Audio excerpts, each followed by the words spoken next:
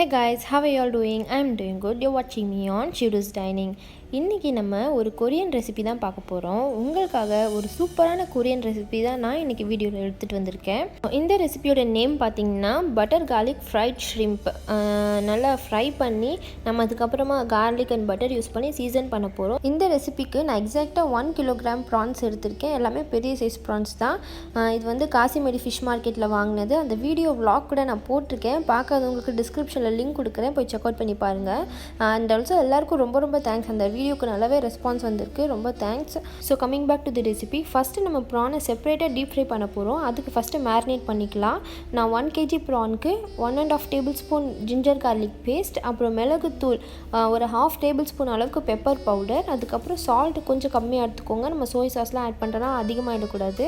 அதுக்கப்புறம் chilli flakes இல்லாட்டி red pepper powder, மிளகாய் தூள் வேணும்னா ஒரு 1/4 டீஸ்பூன் மட்டும் ஆட் பண்ணிக்கோங்க. ஸ்கிப் பண்ணிட்டால் கூட பரவாயில்ல, காரமாக வேணும்னு நினைக்கிறவங்க இதில் ஆட் பண்ணிக்கலாம். அப்புறமா 1 டேபிள் ஸ்பூன் அளவுக்கு டார்க் சோய் சாஸ் ஆட் பண்ணிக்கோங்க. நெக்ஸ்ட்டு வந்துட்டு 4 டேபிள் ஸ்பூன் கார்ன்ஸ்டார்ச், அதாவது சோள மாவு இருக்குல்ல, அது ஒரு 4 டேபிள் ஸ்பூன் எடுத்துக்கோங்க. நான் எக் ஆட் பண்ணிட்டு கூட கொஞ்சம் ஆட் பண்ணியிருக்கேன். ஸோ நான் மொத்தமான அளவு தான் சொல்கிறேன். 4 டேபிள் ஸ்பூன் கரெக்டாக இருக்கும். ஃபைனலாக 1 எக் ஆட் பண்ணி இந்த மாதிரி கையிலேயே நான் நல்லா மிக்ஸ் பண்ணி ஃபுல்லாக கோட் பண்ணிக்கிறேன் அந்த ப்ரான்ஸு ஃபுல்லாக இந்த மசாலாவில்.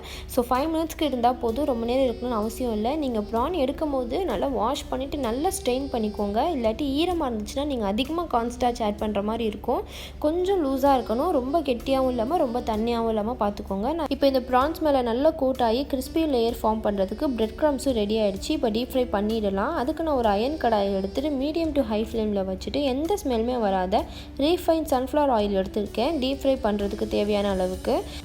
இப்போ மேரினேட் பண்ணி வச்சுருக்க ப்ரான்ஸை பிரெட் க்ரம்ஸில் போட்டு நல்லா கோட் பண்ணி ஆயிலில் போட்டு டீப் ஃப்ரை பண்ணி எடுத்துக்கோங்க. நீங்கள் செப்பரேட் ஹேண்ட்ஸ் யூஸ் பண்ணுங்கள். சேம் ஹேண்ட்ஸ் யூஸ் பண்ணிங்கன்னா பிரெட் க்ரம்ஸ் எல்லாமே வேஸ்ட்டாக போயிடும். அது மட்டும் இல்லாமல் ஒரு மாதிரி லம்ஸாக ஃபார்ம் ஆகி அந்த லுக் உங்களுக்கு நல்ல கோல்டன் ப்ரௌனில் லுக்காக குக்காகி வராது. ஆல்சோ ஆயிலோட ஹீட் ரொம்ப முக்கியம். ஹீட் வந்து மீடியமாக மெயின்டைன் பண்ணிகிட்டே இருக்கணும். அதிகமாகவும் ஆயிடக்கூடாது, கம்மியாகவும் ஆயிடக்கூடாது. கம்மியாக இருந்துச்சுன்னா நீங்கள் உள்ளே போடுற செகண்ட்லேயே பிரெட் க்ரம்ஸ்லாம் பிரிஞ்சு வந்துடும். அதே நேரத்தில் அதிகமாக இருந்துச்சுன்னா போட்ட உடனேவே பிரெட் க்ரம்ஸ்லாம் ஈஸியாக பர்ன்ட் ஆக ஆரம்பிச்சிடும். ஸோ உள்ளேயும் நல்லா குக் ஆகாது. உள்ளே போடுறப்ப கொஞ்சம் அதிகமாக ஃப்ளேம் மெயின்டைன் பண்ணிவிட்டு நீங்கள் போட்டதுக்கப்புறமா இமீடியட்டாக மீடியம் ஃப்ளேமுக்கு கொண்டு வந்துட்டு நல்ல ஒரு கோல்டன் கலரில் ஃப்ரை பண்ணி எடுத்துக்கோங்க.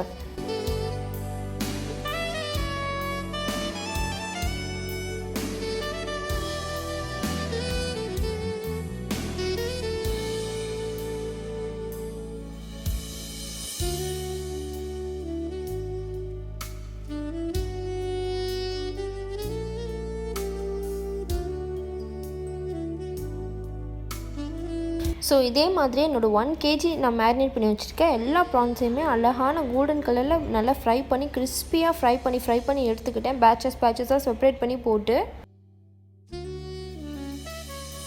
ஸோ இந்த மாதிரி கிறிஸ்பியாக கோல்டன் கலரில் ஃப்ரை பண்ணி எடுத்துக்கோங்க. ப்ரான்ஸை ரொம்ப நேரம் குக் பண்ணணுன்னு அவசியமும் கிடையாது. ரொம்ப நேரம் குக் பண்ணால் ஒரு ரப்பரி கன்சிஸ்டன்சி வந்துடும். ஸோ உங்களுக்கு பார்த்தாலே தெரியும் தானே, இந்த மாதிரி கோல்டன் கலரில் மீடியம் ஹீட்டில் வச்சு வந்துருச்சுனாலே ப்ரான் குக் ஆகிடுச்சுன்னு தான் அர்த்தம். அப்படியே கூட அதை ஈவினிங் ஸ்நாக்ஸாக சர்வ் பண்ணலாம். மயோ அண்ட் கெச்சப் வச்சு சாப்பிட்டா சூப்பரான ஸ்நாக்ஸ் அது. நல்லா கோல்டன் கிறிஸ்பி ப்ரான்னு சொல்லிட்டு சர்வ் பண்ணலாம்.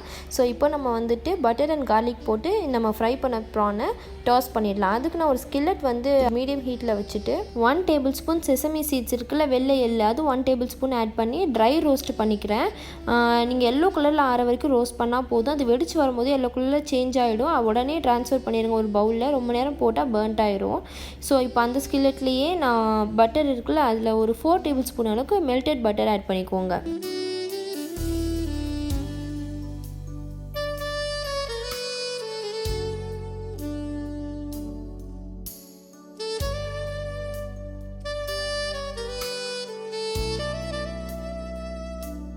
பட்டர் நல்லா ஹீட் ஆனதுமே 4 டேபிள் ஸ்பூன் அளவுக்கு மின்ஸ்டு கார்லிக் வச்சுருக்கேன். ஸோ அதை நான் ஆட் பண்ணிக்கிறேன். இது ஒரு 4 டேபிள் ஸ்பூன் மெஷர்மெண்ட் அளவுக்கு இருக்குது.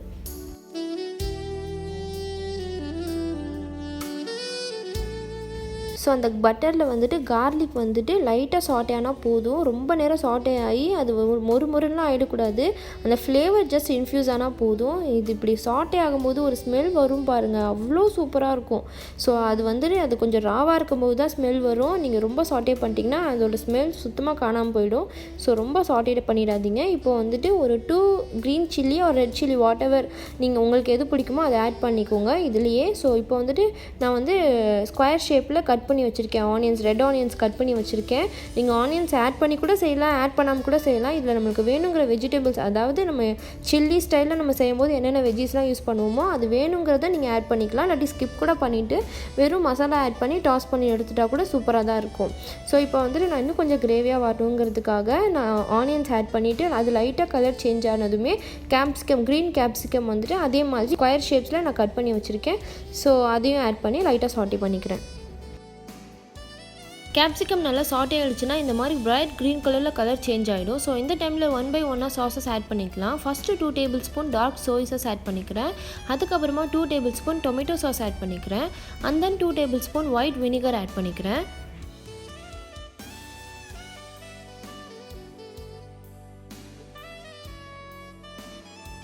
ஃபைனலாக 2 டேபிள் ஸ்பூன் அளவுக்கு க்ரீன் சில்லி சாஸ் ஆட் பண்ணிக்கிறேன்.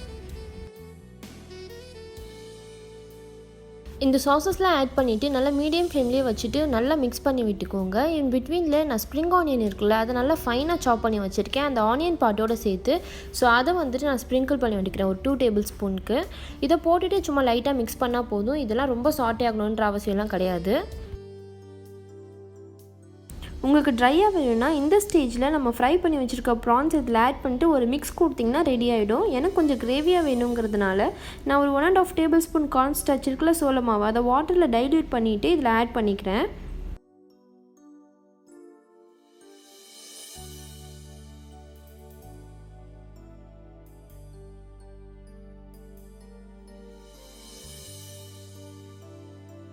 இப்போ பார்த்தீங்கன்னா உங்களுக்கு தெரியும், இது ஹீட்டப் ஆன செகண்ட்லேயே இது திக்காக ஸ்டார்ட் ஆகிடுச்சு. இது ஒரு சாஸ் மாதிரி நல்லா க்ரீமியாக ஃபார்ம் ஆகிடுச்சு. ஸோ இந்த ஸ்டேஜில் நான் ரெட் கலர் ஃபுட் கலரிங் வந்துட்டு ஒரு பிஞ்ச் ஆட் பண்ணிக்கிறேன். உங்களுக்கு வேணும்னே ஆட் பண்ணிக்கலாம், இல்லாட்டி ஸ்கிப் பண்ணிக்கோங்க. இந்த மாதிரி ஸ்டைல் cuisine சாப்பிடும்போது ஒரு பிரைட் ரெட் கலரில் தானே இருக்கும். ஸோ அந்த ஃபீலுக்காக நான் கொஞ்சம் ஆட் பண்ணிக்கிறேன். உங்களுக்கு வேணாட்டி கூட பரவாயில்ல, ஸ்கிப் பண்ணிக்கலாம்.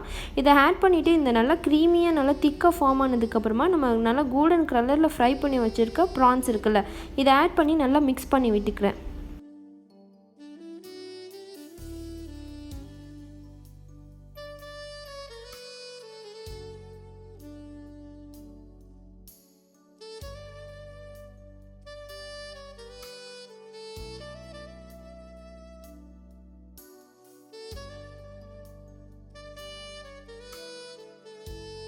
நல்லா இந்த கிறிஸ்பியாக இருக்க ப்ரான்ஸ் மேலே இந்த சாஸ் போய் நல்லா கோட் ஆகி நல்ல க்ரீமியாக ஒரு சால்ட் அண்ட் ஸ்வீட்டியாக இருக்கும்.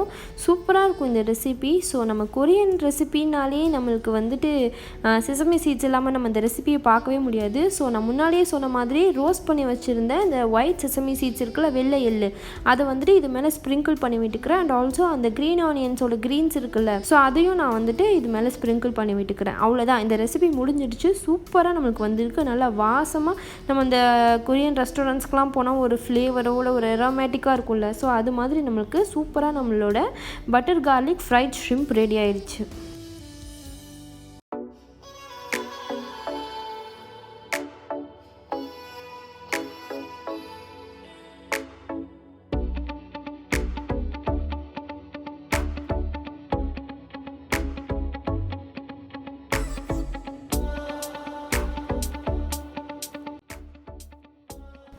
செம்ம டேஸ்ட்டாக நல்ல ஜூஸியாக அந்த சாஸோடு சேர்த்து சாப்பிடும்போது அவ்வளோ சூப்பராக இருக்குது. நல்ல சாஃப்டாக குக் ஆகிருக்க ஷ்ரிம்ப் அவ்வளோ டேஸ்ட்டாக இருக்குது. நல்லா ஃப்ரெஷ்ஷாக இருக்குது ப்ரான்ஸ் வேறு. ஸோ அதனால் ரொம்ப ரொம்ப டேஸ்ட்டாக இருக்குது. இந்த ரெசிபி கண்டிப்பாக உங்களுக்கு ரொம்ப ரொம்ப பிடிச்சிருக்குன்னு நினைக்கிறேன். இப்போ ரொம்ப அதிகமான கொரியன் லவர்ஸ்லாம் வந்துட்டுருக்காங்க. ஸோ உங்களுக்கும் கொரியன் ரெஸ்டாரண்ட்ஸ்க்கெலாம் போய் சாப்பிடணுன்னு ஆசையாக இருந்தால் வீட்டிலே இதை ட்ரை பண்ணி சாப்பிட்டு பாருங்கள். இதே மாதிரி இன்னும் சூப்பரான நிறைய கொரியன் ரெசிபிஸ் பார்க்குறதுக்கு மறக்காமல் ஷீரூஸ் டைனிங் சேனலை சப்ஸ்கிரைப் பண்ணுங்கள். You're watching me on Sheeru's Dining, your fooding destiny. Bye guys.